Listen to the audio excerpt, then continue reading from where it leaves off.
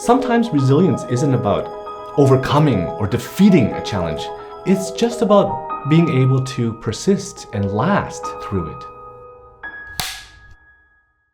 When I was in martial arts, some people believed that the best defense is a strong offense.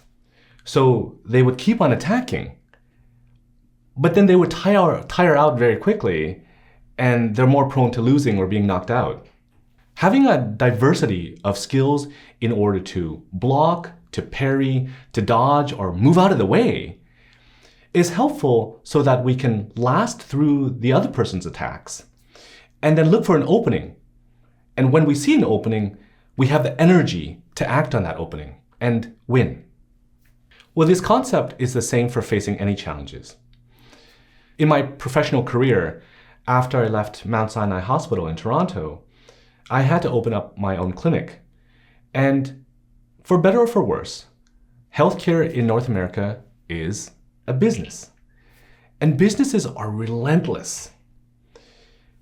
Everybody from the gas company to the insurance companies to the landlord, they want their money, and they want it exactly on the date that they ask for it. But if we have people who use insurance, insurance doesn't pay for them until sometimes a month or two afterwards. Now, there was this one year where winter was really, really bad, and there was a lot of snow that came down. So on this stretch of weeks, people canceled left, right, and center because they couldn't get to the clinic, because they were sick. And my clinic wasn't making money, but everybody else demanded their money.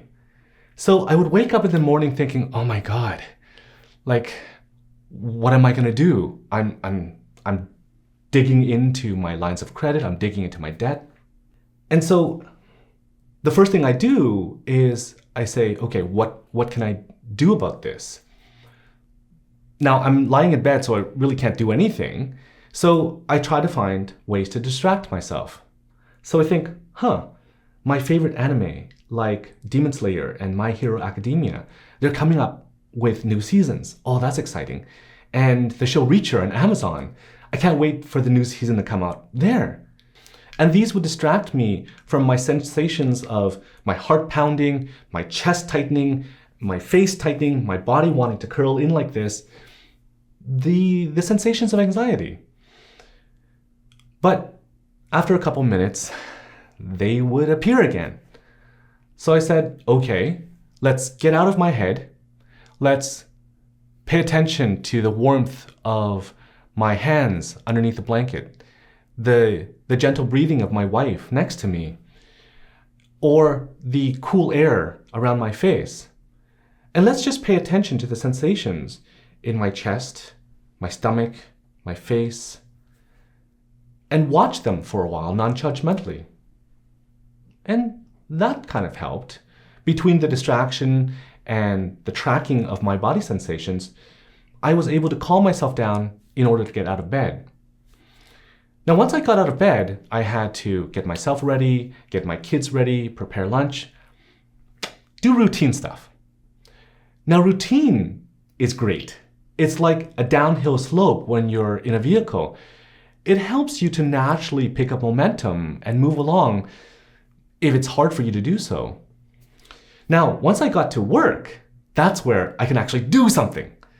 So I try to call people, different clinicians, law firms, whatever, to talk to them, try to figure out ways to get more referral sources.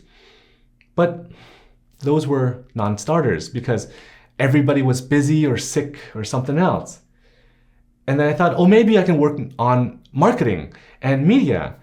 But the people that I was working with at that time, they were also stuck with doing other things or sick or et cetera, et cetera.